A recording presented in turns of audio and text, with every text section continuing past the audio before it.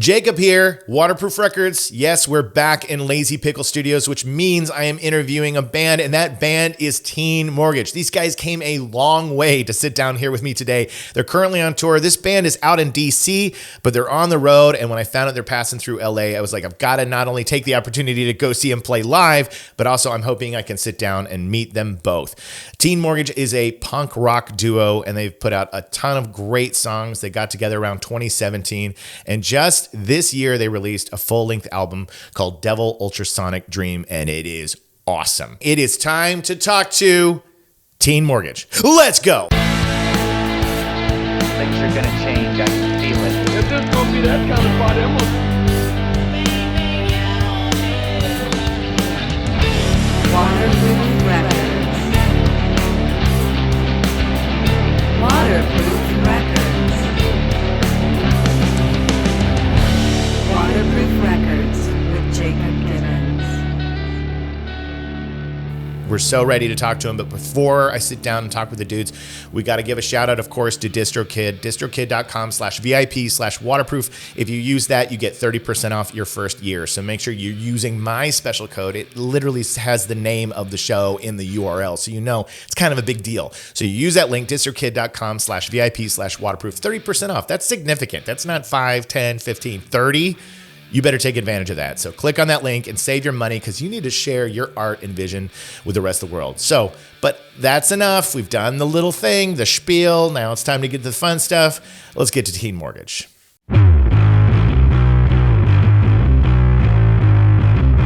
Welcome, Teen Mortgage, to my podcast, Waterproof Records. Ed, James, so glad to have you guys here. Hell yeah, thanks for having us. Yeah, absolutely. You had to do a whole road trip just to make it here today, which is amazing. Yeah, like 3,000 miles or so. That's amazing. Phoenix? That's right, yeah. Oh yeah, just from today. It was. Yeah. I don't know how far we drove today. It's like 7 hours. Or You just something mean like total. Yeah, the entire tour has been just to get here today in LA to do the show. that. If you want to interpret it like that, yes. I'd like to interpret it like that. Yeah. No, I am so stoked you guys are here. So thanks for taking the time. What's so fun is not only do I get to hang out with you for a little bit, but then on Thursday, you guys are playing 2 shows at Zebulon, and I'm going to be there on Thursday. So are you guys pumped about that? Yeah. Yeah, stoked. Yeah. Love LA. Yeah, absolutely. Do you like playing the city? Yeah, like definitely some of the best crowds that we have. We're like very influenced by a lot of LA bands as well. So yeah, it definitely it's like a full circle moment for us when we play here. For sure.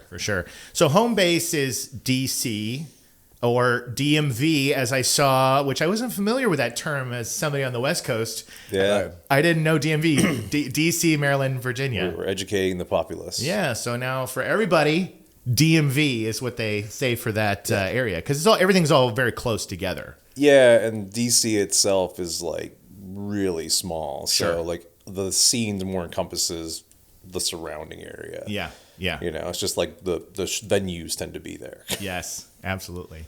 But yeah, so for my audience, now they can know if you ever hear from the DMV area, it's not that you guys grew up inside of the Department of Motor Vehicles waiting to get licenses, but No. it's an actual But area. if you ever do go to the DC DMV, it's about as close to hell on earth as you can get. I've never experienced a DMV that isn't. It would be amazing if there was one place where somebody said, like, if you've ever been to the one in Albuquerque, it's quite nice. They have, like waitresses and it's lovely. Yeah. But you walk in, they give you some water with like cucumber in it. And you're just Yeah. like, all right, that's what we're about. that's perfect. Massages, everything. So did you grow up in that area, in the DC area? Yeah, so I'm actually born in Baltimore. Baltimore. And kind of like lived and moved all around Maryland. And I lived in DC for a while, like when I was going to nursing school. Yeah. So yeah, I moved around, but all within like the DMV kind of area. Yeah. And you grew up outside of Liverpool? Yeah, I grew up in a couple different places. So Yeah. like Liverpool, Newcastle, Frankfurt, Illinois, Gainesville, Florida. I kind of bounce around. Okay, a lot, yeah. so you've been to the U.S., for a little bit. Yeah, kind of back and forth. Yeah, absolutely.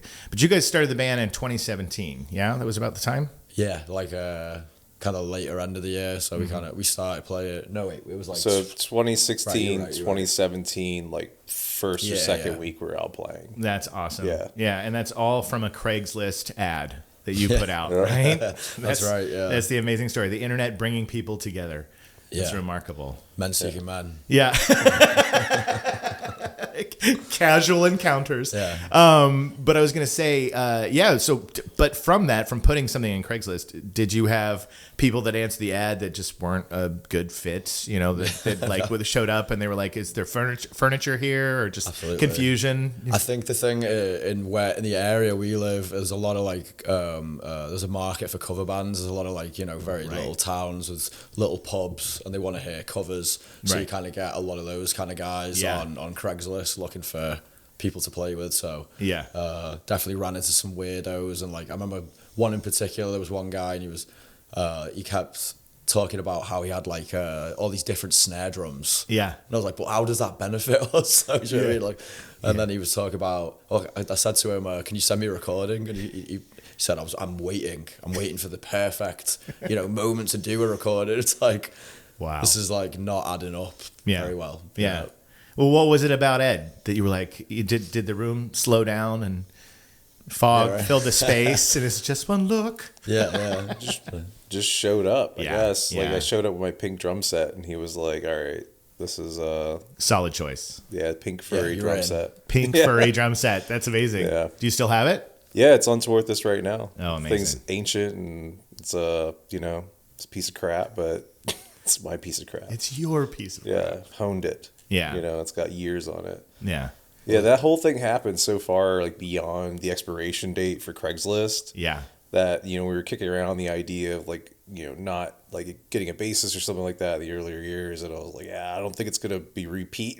Yeah. Because I mean, that service was used very often and then it slowly petered off and it became something that's like, it almost sounds like a thing from the past. So you really caught it at that time, you know? Well, I was on it just for like entertainment value. Like I would go on and kind of just look at it and like people watch, you know? Right. Always like tell the story of like people's tumultuous band history from like how they word their ad. Yeah, absolutely. Have you ever seen like Rigs of Dad on Instagram? No. It's like a parody of Rigs of Doom, but it's like, you know, older guys with like line sixes and Hawaiian shirts doing covers and stuff. Oh, I get it. I have to check that out. That sounds amazing. Yeah, it's like a lot of those types of like we do 60s, 70s, and 80s covers. You need to no drugs, no alcohol, and you know, no. It's like I don't know. They're just it's perfect. Crazy. Well, let's wind back the clock and let's go back to your childhood. That's what we're really going to dig in here because we're going to talk about what your waterproof record was when I asked you. So that always gives me a chance to kind of, you know, not only learn about, we all had those moments when we were first becoming teenagers and it's like you had the parents' music or you had what was on the radio or you had what was like just given to you by default. And then you had that discovery moment where you hear something and you're like, I will be forever changed. And so who would like to go first with their waterproof record? James, you want to take this one? Sure. So I chose the Unicorns. Who will cut our hair when we're gone? This actually really surprised me, just given the sound of Teen Mortgage. I was like, what an indie, you know, kind of quirky album that's super underground. Kind of flaming lipsy in some regards with the experimentation, but I think that what I connected was DIY, and I feel like that must be something of the core of you. It's like, I'm gonna do this, right? Yeah, definitely. Like they had a lot of different sounding songs on that record, and it's like three guys, and they kind of just made it look easy, like you could do it. Do you know what I mean? Like it was kind of a Ramones esque moment for me as a kid, going like, oh, I could do all these, you know, different types of songs like the way they did. They had a very like juvenile approach to it, and a lot of the songs are about death. Yeah, and so that definitely inspired Teen Mortgage in a way of like, you know, where a lot of our songs are about death and you know, where we kind of do the non sequitur thing with the trying to make it fun, and cartoony and all that. Do you remember how you found the Unicorns? I think I was lucky enough to have a friend who had an older brother. Always the key. Always the key when you're young. The cool older brother, the cool older cousin, the neighbor, right? Right, yeah, exactly. And the cool thing was like it was like the era of all those Canadian bands. Yeah. So that was they were kind of like the first one that for me to discover. You know, Death from Above 1979, Arcade Fire. You know, Broken Social Scene. Yeah. list goes on, you know. Yeah, and I think the Unicorns played with Arcade Fire a little bit. Yeah. Yeah, we toured with Death from Above recently, and I had to ask him because I was like, yo, you. And I actually opened for when I was in high school. The guy Nick from the Unicorns, he had a band called Islands, who I'd got to open for them. Yes. It's cool, but we toured with Death from Above, and he was saying like, yeah, it was crazy. We were opening for the Unicorns, and then suddenly everyone was opening for Arcade Fire. It's like, I can imagine. That's so weird. The band itself, you know, that's definitely one of those albums that when it came out, I came out in like 2003 or 2004. I missed it completely.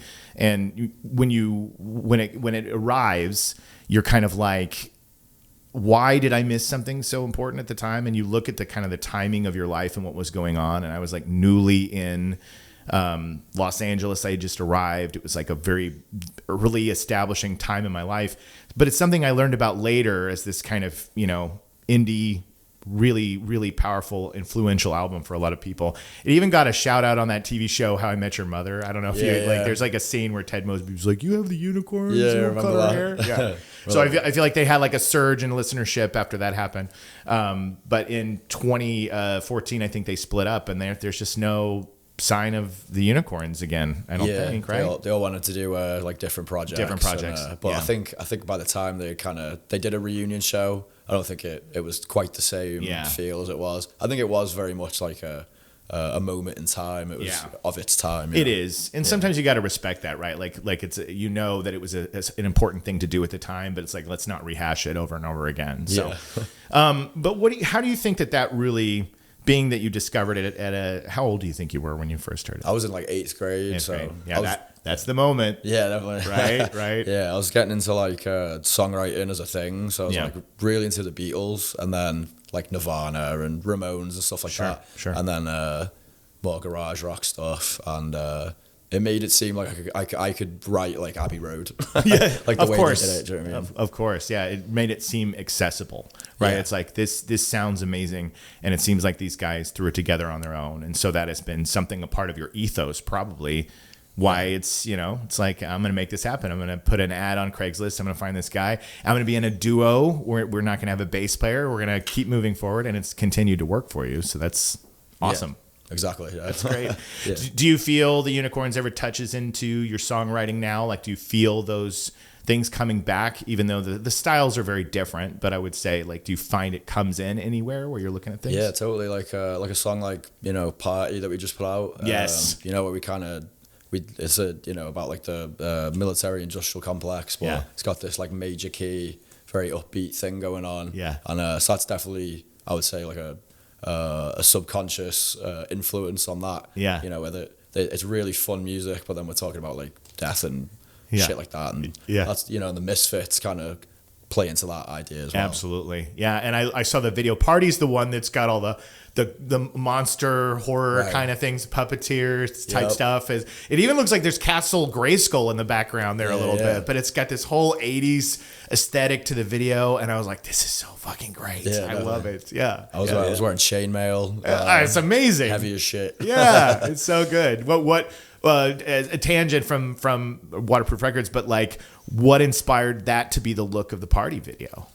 Well, like, there's like this whole thing of the Y2K kind of aesthetic being popular at the moment, and like people doing the AI PS1 filters and stuff like that. So I just wanted to play into like that era of like video games, and I'm a big Zelda fan, Castlevania fan. And then the other thing too is like have you ever seen Ugly Americans? You remember that show on Comedy Central? Yes, I do. Yeah, I kind of wanted to do like a little bit of a real life version of that almost. That's great, because it's like you can kind of relate vampires and monsters and demons into the villains of our world sort of thing. Yeah. So that was the idea. Yeah, reality, fantasy being one. That's great. Yeah, I loved it. Let's get to your Waterproof record, Young Ed, and how does he land upon these two albums from bands that are connected together? And they are? Yeah, I mean, I kind of cheated because like you asked me to name a favorite, and I could like never do it. No, but it's okay because guests do this a lot because I would guess so. they do because it's like you can either point to something and say that there's the one, and then there's the like split amongst a few. You know, it's like I think I didn't do it for one specific reason, but he brought up like Death from Above earlier, and that was actually like that would be one that if you hit me at the right time, I'd be like, that's like a perfect record. Sure. You know, but you know, we know them now, so shout out to Jesse and Zeb. Give them the shout out for sure. Also, my waterproof record. It just felt like a little too much brown nosing for me to just sit on here and wax poetic about your album, but you know what's up, guys. Yeah, absolutely. Yeah, so I think so should probably go with the chronological order? Let's go for it. Yeah. Yeah, so at the drive-in, what's specific about both of these records is that they're both records that I didn't like get at first. Sure. And then they became like favorite records of mine. And they're ones that like I constantly go back to. Similar experience. Yeah. Same. I mean, I think like, you know, at the drive-in had the little moment when like MTV kind of put them out. And like I remember that time frame where MTV and like people were kind of coining that as like emo. Yes. You know, and how much they hated it. Yeah. And like, you know, that was very much during like the new metal kind of era. So like being the wrong time for At the Drive-In to be thrust on us. Being like a teenager, like metalhead kind of person, it's like I don't think I like got it at first, but I did end up picking up the record. Yeah. Right. And then it's like it became like every time I listened to it, it just got better and better. Yeah. You know, and like I actually had like my CDs stolen like several times and lost them. I kept getting the record over and over again. So I think I bought it like 3 separate times. Yeah. You know, and it's a great representation of like kind of how you can have a punk ethos and just keep expanding on it and getting to the point where it's like it's so far from like what people's like myopic vision of punk would be. Yeah. You know? Yeah. And really just be like, well, it's more about like the attitude and the way you approach the art form. Yeah. You know? And I love just how raw and creative those albums are. Yeah. You know, like once you hit like Quarantine on the album, I'm not sure how familiar you are with it. Yes. But that's just like, that's my top track on it, aside from like, you know, like One Arm Scissor, the one that like that baits you in and everything. But Quarantine's more where I'm just like, oh yeah, this there's a lot going on here. You know? Yeah. Yeah. And then the Mars Volta was another one where I came across that in college after the dissolution of that drive-in. And Yeah. I actually got a promo version of it. Yeah. That someone had at the college radio station. So like the first version I listened to was like the blank CD that just said Mars Volta on it. I love it. And I put it on. I was like, what is this? And not even for me, I don't know about you, but I didn't connect the dots because of the vocal change. You know, like I wasn't even, because Cedric was doing like something totally different vocally. I was like, it's the same guy. You know what I mean? Yeah. It took me a minute to realize it. I mean, it's such a strong flavor too, because there's so much going on in that album. So busy in the best way. Oh yeah, and then again, it's like it's almost like you need to like get into a point where you can like sink in and absorb the album to hear everything that's going on. And like no matter how much time you spend with it, I feel like you always go back and find something that you didn't notice the first time. Yeah.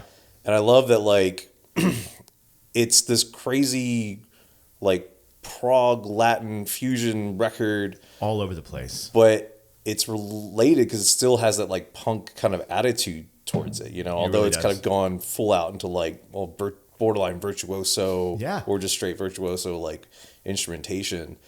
You know, that really is what put like John Theodore on my like top like drummers of all time category. I get why. Yeah, I mean, like right now it's like there's no shortage of just virtuoso drummers crushing Instagram, just beating the shit out of their drums. Right. It's like, so being really good at your instrument is one thing, but being like someone that has a real like honed sound where you hear him play and you're just like, wow, it's like, I don't know anyone else that has that level of like, just real signature sound to them. I mean, there's I'm a little premature saying that. There's a few, right? Yeah, but it's very rare that you can just hear someone drum and be like, oh my God, like that's John Theodore, you know? Maybe like right now, the closest person I could think of is like Eloy Casagrande or something like that. Yeah, that's great. So were you a drummer by the time you heard these bands, or did they inspire you to become a drummer? No, I was a drummer already. How old when you started playing? So there's like, off and on kind of stuff, but I started playing snare drum elementary school. Because my brother had a snare drum. Yeah. That's like when you're the youngest of three, you get the hand-me-down stuff. Yeah, so you're the youngest? Yeah. Yeah, I was the younger brother as well. My brother decided to get the bass first. Yeah. And he was like, you're going to play guitar. It was totally like, it was like decided by my older brother that I was going to be the guitar player, he was going to be the bass player, and that was the deal. But I was the only one who stuck with it. He quit. You quit, Joel. Left me.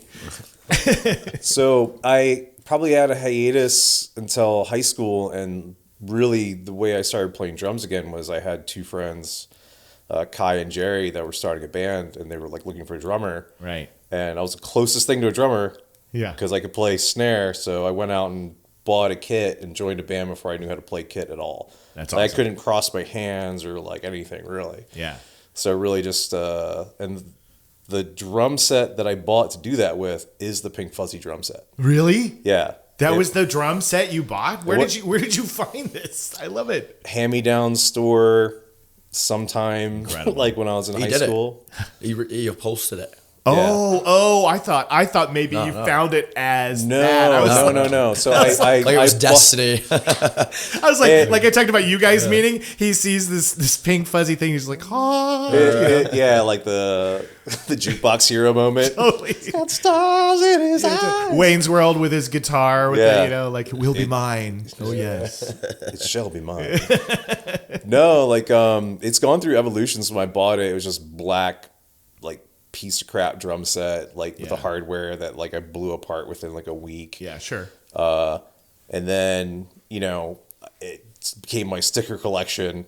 And then it just kind of sat when I got like another kit for a while. That was more like I went full metal kit, like all the toms, Everything. and like, everything. Yeah. But it's like you have this emotional attachment to it, and eventually it's just been sitting in my dad's basement for years. And I was like, you know what? I think I just want to like do something with this to make it not end up in the junk pile. Right. I'm sure my dad's probably eyeballed it and I'm like, yeah, I'm gonna toss some stuff out. I'm glad he did. So I rewrapped it, and then it just like I don't know, it became a kit that I wasn't afraid to hurt. Yeah. Yeah. So that's one of the reasons why I started using it again, because the other kit I had that was active was like a Vista Light. Okay. And like I was afraid of dropping it for Yeah. the longest time. Sure. And now it's like, I don't think I'm ever going to get rid of it, Yeah. maybe donate it or something, but Yeah. it's still mine. I would imagine with the way you guys play, you can't be too precious about any of your instruments because it's a fucking riot. Well, like the energy level is high, so you got to be like, if this thing gets thrashed, it's going to be okay. Yeah. Like I've used gear Yeah. the whole time. Yeah. Absolutely. It's been a shock to me that it hasn't torn or like decolored or anything. Cause like, yeah. It got I pinker. I feel like if I went through like Europe or something like that, like Right. there was a lot of like alcohol being thrown in Europe. Really? Yeah, just in celebration. Just lots of just spraying like you're finishing NASCAR. I have a video of someone in a basement. I can't remember if it was Cologne or Hamburg, but the guy has 2 full beers. Yeah. And he just, when the song starts, he throws one up in the air. And then he throws the other one. I'm like, you spent just like $20 just to throw this beer? I am horrified. You know what I mean? Like I'm at a show and I paid so much for that drink. If I saw that, I'd be like, what are you... just trying to catch it.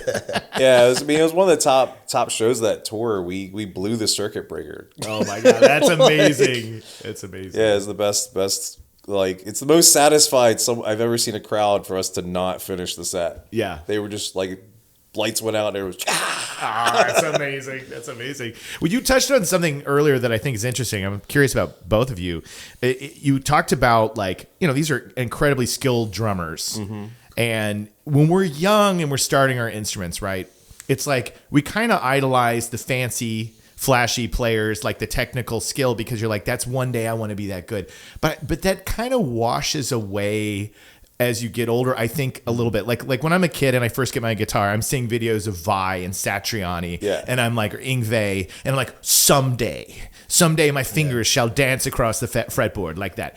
But you get older, and really what you want is, you hear a drummer, and you said it earlier, you can literally say the drummer's name just by this style of playing. It's not technical, it's exuded from their instrument. And I would say already with Teen Mortgage, like the moment a riff begins, I'm like, dude, James, that's like your style. And this is your sound, Ed. And that is, I think, what anybody could ever hope for as a musician, is that from the first few chords, from the first few hits, you really are going to be leaving your mark, because there's like a vibe coming off of it that's specific to you guys. Yeah. Oh, well, thank you. Yeah. And I hear it. I feel like, when you're a kid, you think so linearly. You know what I mean? Where you're just like, more equals better, like more notes. You know what I mean? Exactly. You're like Metallica. Obviously, there's so many notes. Many They're notes. the best band. Yeah, absolutely. That's all the notes. You know? They covered it all. Yeah. And then I think because you don't have like life experience and stuff yet too. Right. So it's like when you get more into songs, and this when the songs speak to you, when you get older. Yeah. I think that's when I think learning how to express yourself is like the hardest thing you can do as a musician. Yeah. I think a lot of musicians are just like, they're just athletic at it. Yeah. You know what I mean? Yeah. It's the authenticity, right? It's like, that's what really connects. And you guys come together. You had other bands, other projects. You have another band as well that you're in, that you're having to compete with the success. Yeah. I was the mistress as well. Yeah, you are. The side. Yeah. Yeah, and like one band is me and a guitarist. The other band has no guitarist. It's just synth and bass. Amazing. Yeah, that band's tired all the time. Tired all the time. Yes. Like loosely weird kind of post-punk like alternative music. Yeah. So it's like there's not a lot of like direct overlap. So even when we were playing locally, it's like, I'd have a wide variety of bands I knew that were all kind of like towards like the heavier end. But then like it was harder to find bands to play with Tired all the time, because I was like going like, I don't even really know other bands that are kind of doing this. Right. Because like that band was started as like a satire of pop music. I love that. Yeah, it's fun until you go, oh yeah, that's right. I don't actually listen to any of this music. So like, how do you like? So it just morphed over time, you know. Yeah. But yeah, it's always competing with this, and now it's like, Yeah, well, you said it in this interview. It was so great. You were like, it's frustrating how well it's gone. Like this band has it. Literally, things were coming together. That I thought was. Yeah. Would you expand upon that point of like it things are falling in place so easily, and happening in such a way that it's like it's almost so quick and fast that it's all coming together. Yeah, I mean, like we've all been in different projects, and then all of a sudden you start one, and like I think the first show we played was a venue that I hadn't been able to play. Right. And I was like, how did you do that? Right. You just showed up. He's been here for a few months. Right. And now I'm going. It's the accent. Yeah. It's the accent. It's the accent. The guy was like, he's got to be legit. Listen to that accent. Infiltrated the scene very quickly. Yeah, I mean, there's a lot of like. I mean, we both work hard, but it's this like this confluence of like being a hard worker and then also getting really lucky, and then like having that kind of go over and over again, Yeah. And I think like there's a stubbornness to like not getting stuck on your failures. Yeah. Yeah. This is like, everyone sees like when you're doing well, but like, I think any successful person has to work through just like the, all the failures that happen and just not let it stop you. Yeah. Yeah. That's good advice for any bands listening right now to this, that it's like you're going to hit the wall. Things are not going to always be smooth sailing. And you guys definitely, you're starting at a time, things are starting to come out, EPs and going well. And then of course we've got COVID lockdown and you, my friend, are also a nurse. Yeah. And well, I guess I'm still licensed. You're a licensed nurse, like, but so you probably had to work and deal with all that stuff that was going on there as well. Though that couldn't have been easy. Yeah, no, I mean, especially because like one of the reasons why I went to nursing is because of the schedule, because it allowed me to do things like music. So really, that was a point where it's like, oh, all the things I enjoy doing, right. are gone, and now I'm just doing this full time. Yeah. I mean, it wasn't entirely true. We were, like I said, again, like stubbornness and just like we didn't really ever. I mean, maybe there were passing thoughts. We didn't really ever think of like truly stopping. Sure. I think as soon as we knew we were taking off the road, we just go, all right, we should try to like record. Yeah. Yeah, absolutely. And also, and you recently, I don't know how recently, but you no longer have to do the nurse work. This is it. It's full time, right? Yeah, hopefully don't have to go back to it. Fingers crossed. Yeah, I mean, who knows? But if anybody's bleeding out in here, we do have a nurse on site. Maybe I'll do like the celebrity chef thing. It's like, just if I just hiatus later on in life, and I'm just like going like, oh, I'll do like a travel show where I'm just talking about healthcare stuff. I love it. Drums and healthcare. That'd be good. Yeah, I'm done touching people in that capacity. It's over. I'm sorry. I'm digging up past memories. No, you're good. Yeah. But you guys just released a full length album, which I was stoked about because I'm learning. I'm old. I'm definitely older than both you guys. It's wild because I grew up in the era of the album, and I'm really having to switch my wavelength because really how bands do it now, it's EPs, it's song here, song there. And when you go and look you guys up, it's just like boom, boom, boom, boom, boom. You guys just constantly churning out EPs and songs and amazing work. And then now we get a collection of Devil Ultrasonic Dream. And hell yeah, it's fucking awesome. It is a great album. I really love it. I love the you really have a cohesive art style across all of them. This, very monochromatic, black and white, just the letters, the logos. Like when I saw the kind of whatever you call that, the drippy gore kind of Teen Mortgage. It'd be drippy. Yeah, I don't know what it's officially called, but I was like that takes me back to the first time you had a folder in high school and you learned that letters could be fun to like, you know what I mean? Like you could just be like, yeah, I'm just going to write my name and I'm going to make it drip, or make it puffy or whatever. And I just love it because it feels immediately like I'm in a garage party with my friends and there's like hand-drawn zines and flyers on the wall, and it really comes across in all the art and the presentation of everything. So, thanks. Yeah, the black and white is cheap. It's feasible. You heard it here first. Less color, black and white. That's how you do it. That's my advice to bands. Try to do it within your means. You know what I mean? Yeah, it became a thing. It's like we're like, all right, so they charge per color to screen print. So it's like black and white was like a go-to, and then we just kind of like it too. Black and white, sleek. I mean, you're wearing black and white right now. Totally. It's my Russian Circles t-shirt. That's Yeah, I loved it. I actually chose it specifically for you guys because I was thinking about your artwork, and I was like, I want something black and white, and I want something that's got a little bit of this little metal looking, like it's got a little metal touch to it. Like sacred alchemy or something. Yeah, like exactly. That. As above, as below. Yeah, exactly. I thought it'd be cool. But yeah, this idea of Devil Ultrasonic Dream, would you share a little bit about the kind of the background, because this got me excited, really excited. Yeah, I mean, I think I just came up with the title. I think there was a lot of Sonics going on, or I was thinking about a lot of different. Gotta have more Sonics. Yeah, like the words that had Sonic in it. Yeah, and we did Grim Reapers, so it was time to switch it up to Devils. Yeah, it was the next logical choice. Yes. But it I don't know, it just rolled off the tongue, I think. Yeah. I think that's why it just kind of was like, had the three words, and I was like, I'm going to put that together somehow. Yeah. I'll just sign the meaning to that. Yeah. And ultrasonics, like, it's only a frequency certain people can hear, whoever can hear. Right. So it's kind of just like being into your own passions and like just fantasizing away from a shit reality or something like that, or touching on that. And with the devil thing, like, because I wanted to recall like a lot of the 80s kind of satanic panic stuff. That's what I picked up on, and that's why I was excited. Yeah. I was so excited that this touched on satanic panic, a little bit of that energy. That is my childhood.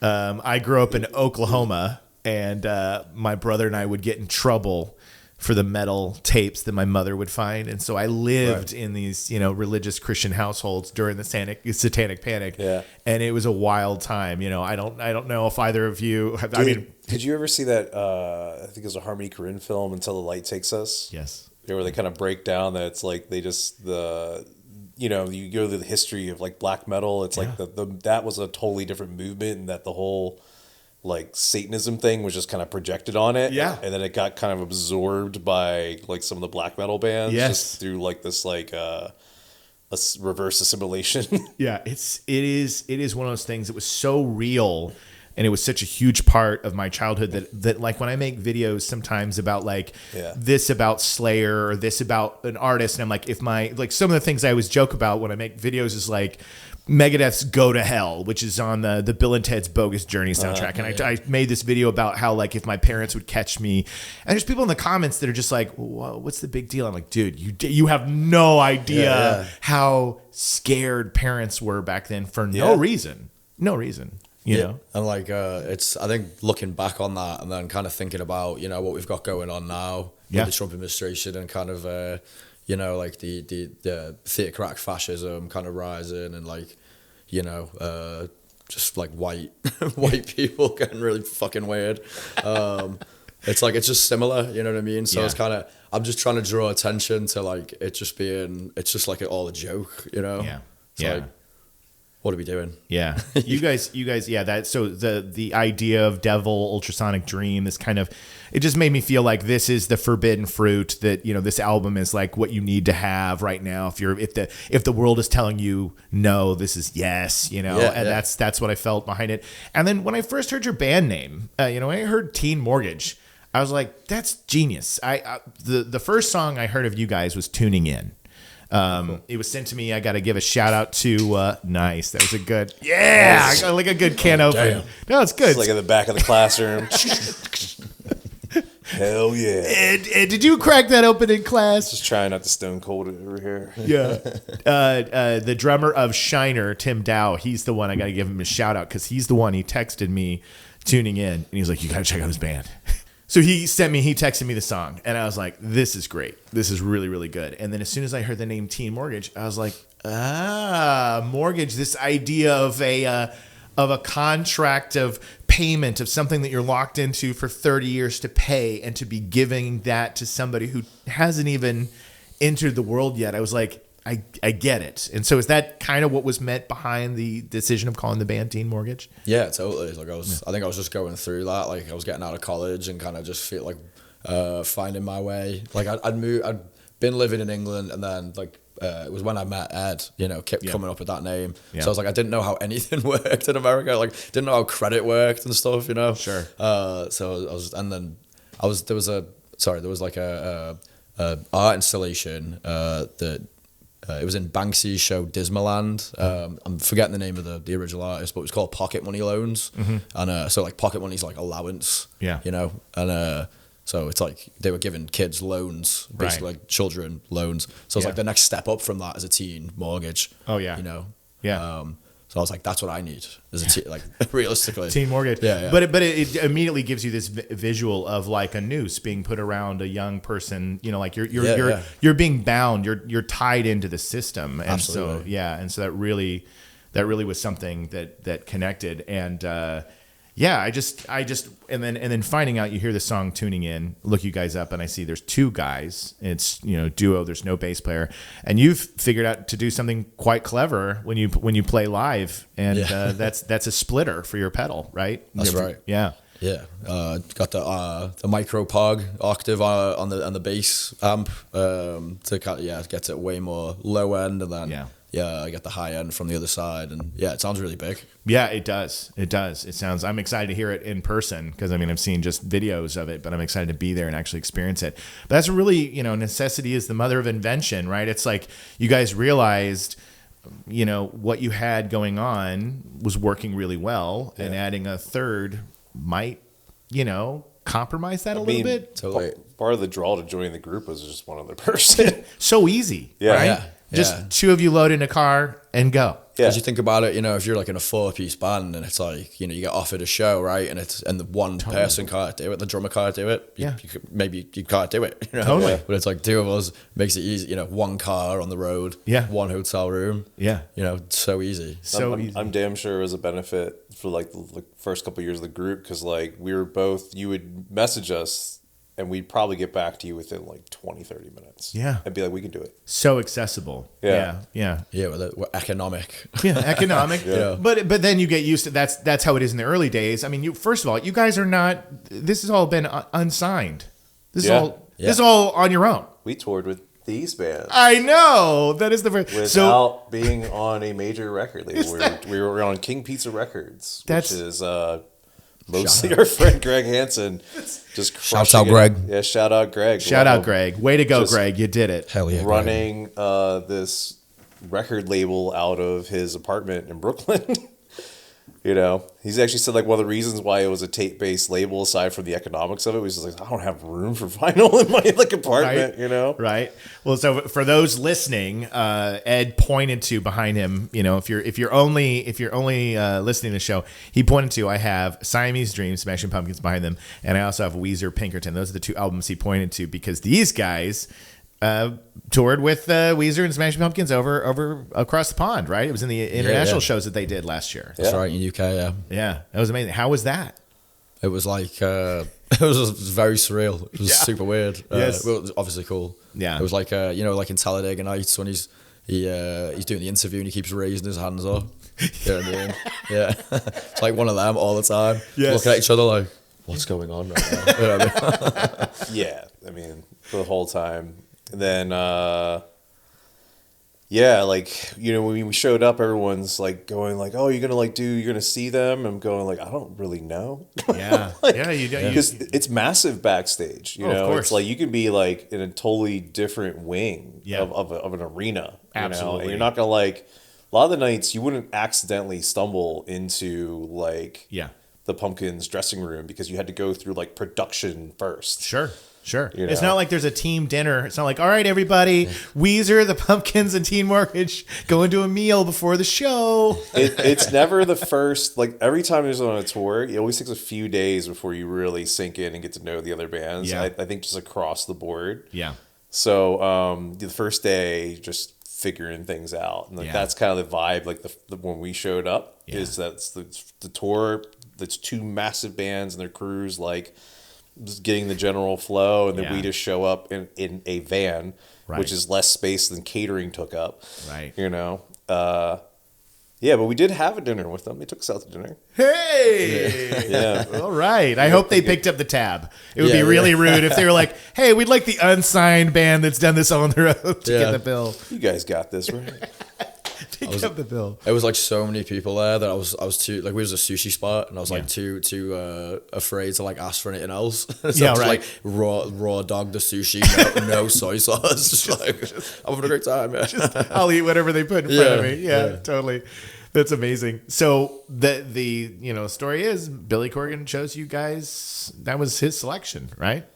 That's what we were told. Yeah, that's what you're told. Like we got a text off the management and they said, you got Weezer and Smashing Pumpkins, and I was like, you got me a vinyl? Yeah, What do right. you mean, Like, what does that mean? Yeah. You know? What do you mean? Explain further, please. Yeah. I do get them. I like them a lot. Yeah, exactly. And then we'd heard from someone in their camp. They were like, "Yeah, he doesn't normally do that." we're like, "Okay, great." And it was crazy too because I was using his the big muff op amp on the tour as well. I have that pedal. Oh yeah, it's great. The pumpkin pie, right? Yeah, and it's actually he told me it's got, you know, if you unscrew it, it's got a pumpkin on the lid. Does it really? Yeah, it's got an embossed pumpkin. I on did it. not It's pretty know sick. that. Yeah, it's a great pedal. There'll be a lot of people opening up pedals now. Oh, That was a wild dinner. Don't open your pedals, kids. Yeah, we were. It was Glasgow, right? Mm-hmm. Like, so we were arriving later than everyone. Everyone else came on the ferries earlier. So when we had the dinner, they said to squeeze us in. So we walked in. They're just like moving. Thank God there's two of you. Thank God there's two of you, right? I was about we can get two chairs. I was about to sit next to James Eha, but Rivers' coat was on it. So, Rivers! but I ended up sitting down the way from like one of their lawyers, but across from Jimmy Chamberlain. Yeah. You You got EHA blocked. Yeah. Yeah. But Cuomo blocked, or we could say. But yeah, Chamberlain's a great hang. He's a good dude. Really good. And dude. as two drummers, you guys just like get your silverware on the table, or no, hey, chopsticks. We're doing sushi. Yeah. No, none of that. But yeah, that's how I like to see it in my head. It was a good excuse. Like when we go out with bands, it's like I just kind of like use it as a way, it's an excuse to go run those albums, you know, and kind of like dig into it. Yeah. You know, so it's like I already thought he was an amazing drummer, but like in the knowing that I'm gonna do that tour, it's like I ran so many of their albums, and to watch them go out and play every night, I'm just like in awe. Yeah. They are a force of nature. Yeah. I'm a little biased. Everybody who listens to this show knows the Smashing Pumpkins are my number one favorite band of all time, and Simon's Dream is my waterproof record. Huge influence for me, and just the sound of that record, you know, the big muffs, the tone, everything that Butch Vig did is just, you know, amazing. But I was stoked to hear that Billy and the band had discovered you guys and even invited you out, and that's just an awesome. I mean, you know, going to arenas, I'm sure was definitely a shift, just how the show feels. But you know, you guys are loud. We played in Waterford, Ireland, like a couple days before it in a record store that I think was like should fit like 70 people, and then we went and played. Was it the O2? Yeah, that's the name of it, right? O2. Yeah, one of them. So we go from like 60 to like 20,000. Yeah. Is that wasn't the normal size of the rest of our shows. Yes. But that was just like that's the big one. That was the range of shows that we played. Yeah, absolutely. Yeah. And hoping the crowd responded. You guys are high energy. It's, you know, these are fun, adrenaline filled songs. So it's not like, you know, you guys kicked off the show. You do have these monster bands to follow, but you guys really do bring a lot of, you know, spark, and so I'm hoping that the crowds really saw that. Did it feel like that? Yeah, I think, you know, we just try to bring our energy and just bring, you know, like the message to it. And I think it was like definitely a learning curve of like you know, how things sound in an arena, and then watching them play their songs and kind of understanding the way that they'd written those songs to be played in those spaces. You know, and a lot of our songs are like I'm barking the whole time. You know what I mean? It's like very fast, you know, kind of stuff. And so I was like, oh, you know, like that kind of opened it up to me in my mind. Like, you know, you need to write kind of more broader shit. You know what I mean? Yeah, to kind of get there. Like, that's how you get there. You know, experience will give you that, right? Like I remember reading an interview ages ago, Dave Grohl with the Foo Fighters on Color and the Shape. There was a song specifically that he wrote because he felt the crowd. He knew that the crowd would jump up and down to the riff, and he could see it in his head at that scale. And so that completely informed the song. So you guys have this experience, and now when you're writing music, you're like, oh, well, what would that sound like at the O2? What would that sound like in the, you know, like it kind of changes like your environment changes, like where your songwriting goes sometimes. Definitely, because like you know, we done rock clubs and stuff, and you know, touching on what Ed said, like we would show up in a van, and it was like we were like very small in the whole ecosystem, and we like. Definitely need to write some anthems, man.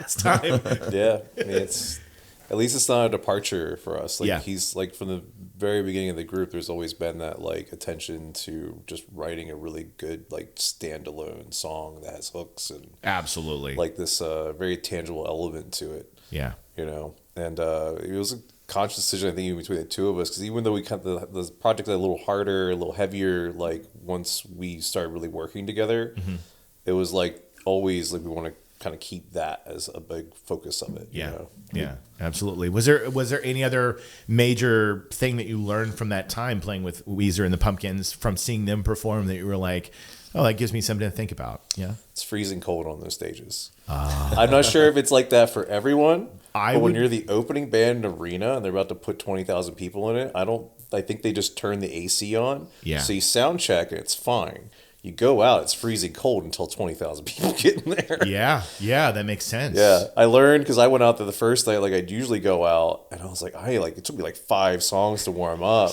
Just like, and then after I got off, I saw Weezer's drummer was wearing a hoodie the whole time, going like, oh, there you go. That's the veteran. He was ready. You know, he knew to be bundled up. Well, and those guys, I'm sure they hate, you know, like when it's massive and full, like just being drenched in sweat. So like that arena better be fucking cold, you know. So they want to keep it as cold as they can. You guys have a lot of fun videos. First of all, you're prolific songwriters, catchy hooks, but these videos are always so fun. Sick Day with the Beavis and Butthead couch sitting was like, that was perfect. And then you're paying homage to so many great things, Fear and Loathing, the Hot Ones. I was like, these guys have a great sense of humor. That was a super fun video. Yeah, I think we wanted to like be fun. Like we want to be a fun band. I get that immediately. Yeah, it's very clear. Yeah, like I think everyone's so serious, you know. Like I mean, we can be serious, but well, your lyrics are serious. You know what I mean? Like you guys have a lot of stuff that you have to say. You know, when you listen and read to what you guys are talking about just the corruption, the capitalism, the machine, war machine, all the things you go through. You can still bring so much energy and fun, but be saying something that's like, oh. You know what definitely. I mean? I like honestly, George Carlin's like one of my biggest genius. Yeah, like lyrical influences. He's like one of the greats. Yeah, I want to have that energy to it. Where it's like tongue in cheek and we're learning stuff, but it's fun. We're having a good time. Good time doing it. Yeah. And then you have another video where you're walking in a Blockbuster. Did you film that at the last Blockbuster? Yeah. And it's gone though now, isn't it? Yeah, it's still there. It's still there. Yeah. It's still there. Bend, Oregon. I gotta go there.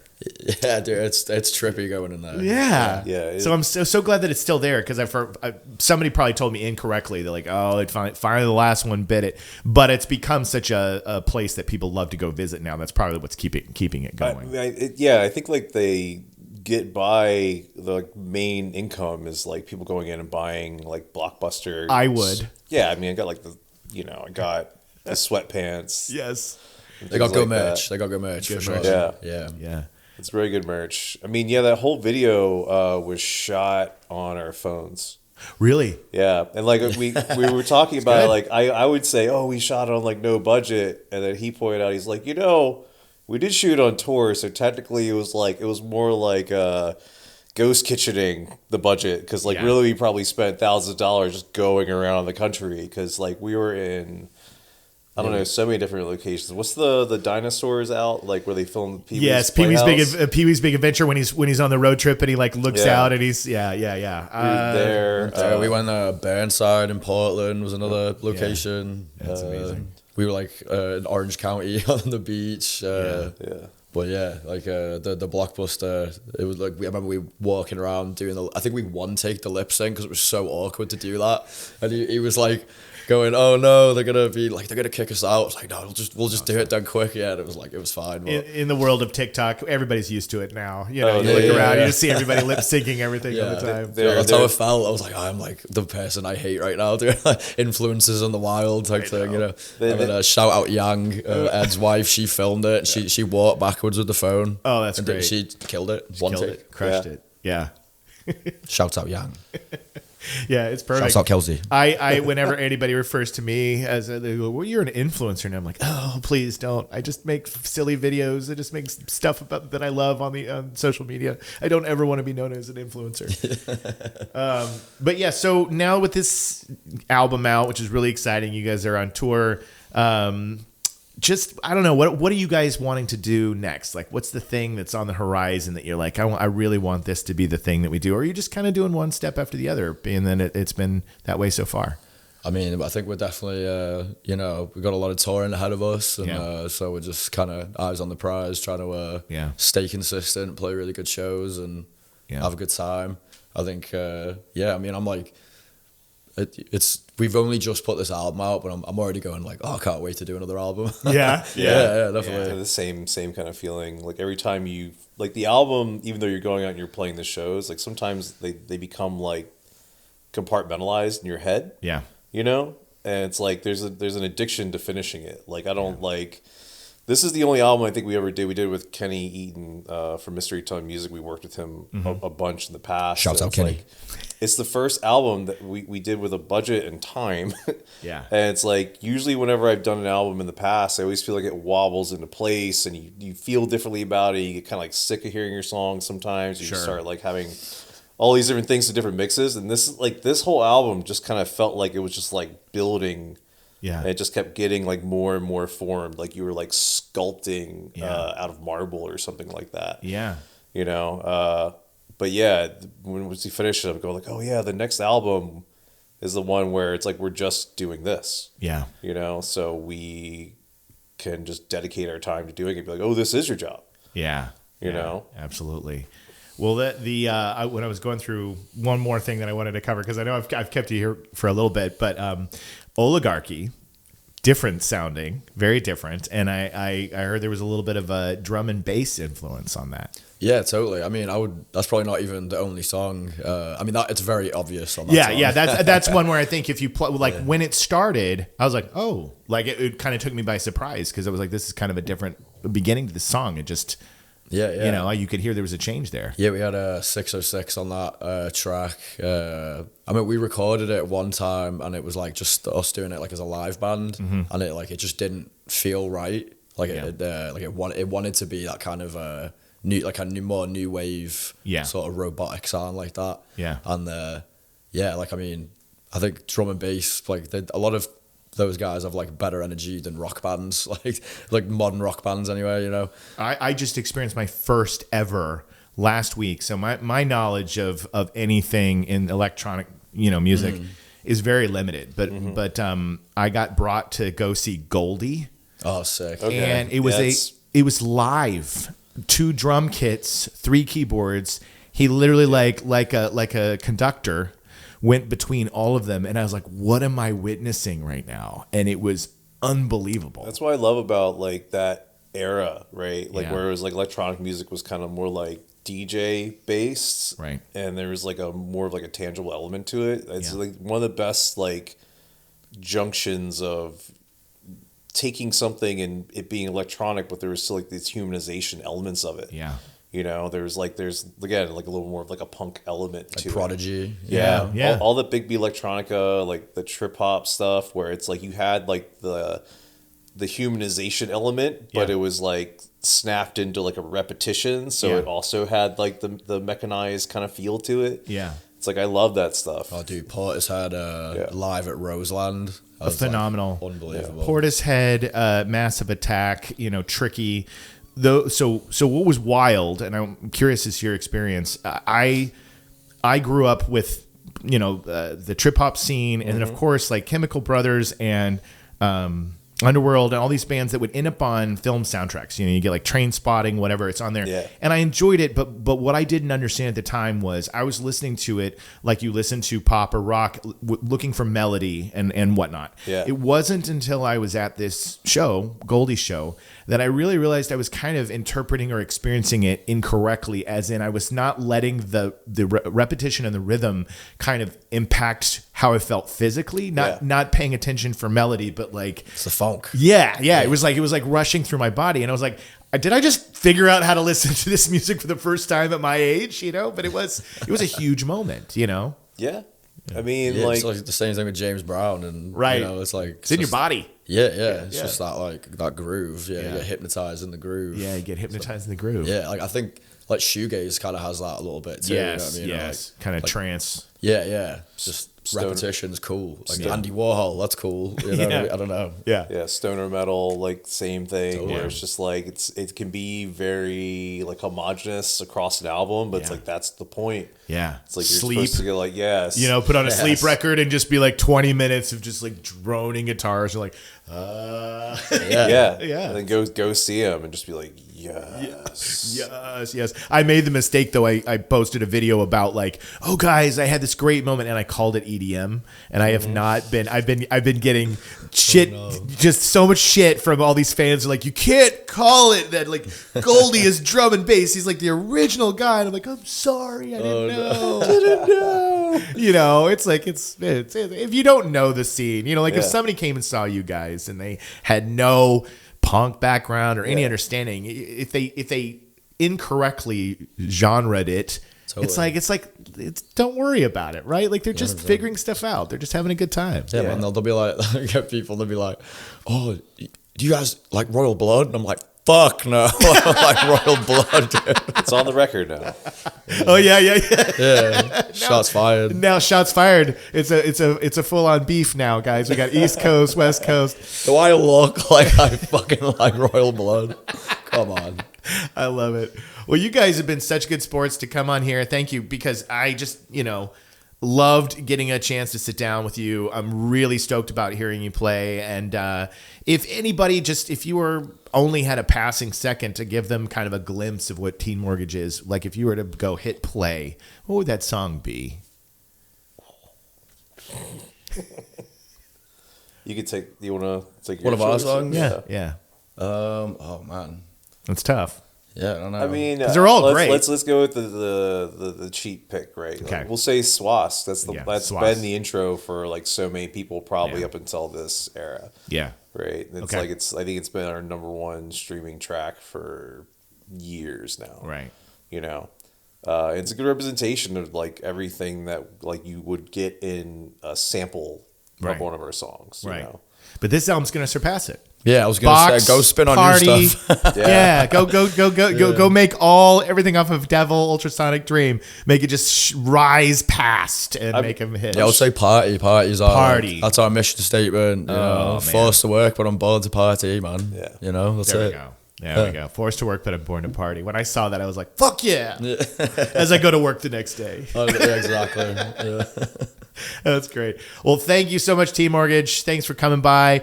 And make sure, if you're not familiar with their band, you just got to go check them out on all the socials and streamings and download and buy everything. And by the way, like I said, these guys are unsigned, so you got to go. I'm guessing, go to their shop. Oh No, no, we're we're signed on now. our records on Roadrunner Records. Oh, now Yeah. okay. yeah, So sorry, they're signed now, but they did it themselves. But go support and definitely buy everything that they put out. The merch. Go see them at the shows, and I'm excited. I think I'll probably include footage of me getting completely pummeled in the pit for this episode, so that everybody can see. Like, and then it'll say "R.I.P. Jacob" at the end of the. It'll be like this last good show. But thank you so much, guys. Really appreciate it. Cheers, thank you. Thank you very much.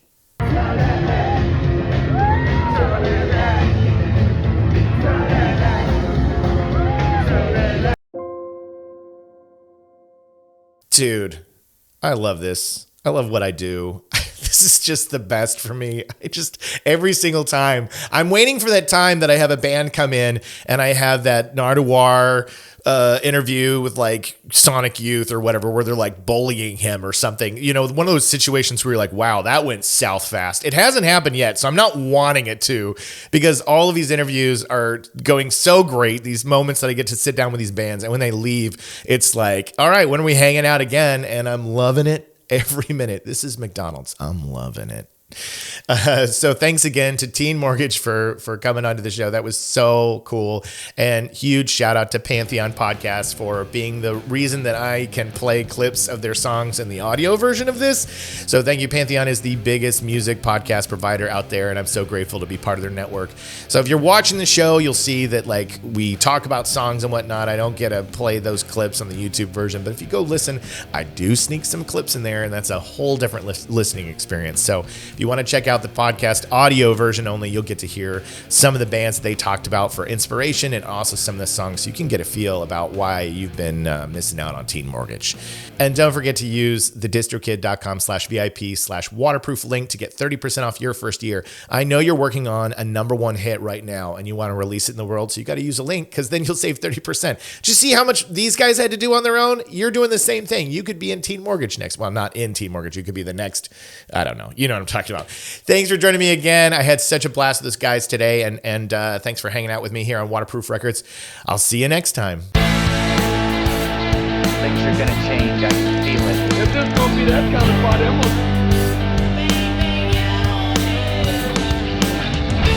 Waterproof